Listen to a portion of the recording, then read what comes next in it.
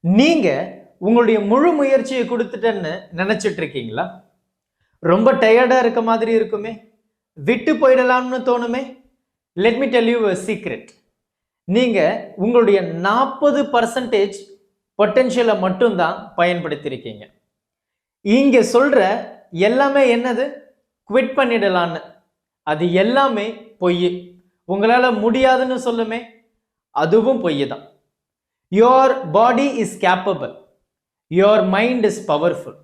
Your best is still waiting to be unlocked. அதனால don't give up. Just be consistent. ஏன்னா உண்மையான வெற்றியே அந்த 40% அப்புறம் தான் நடக்க போகுது. கமெண்ட் செக்ஷன்ல I am not done, I am just getting started அப்படின்னு சொல்லுங்க. Thank you. Help this with a smile.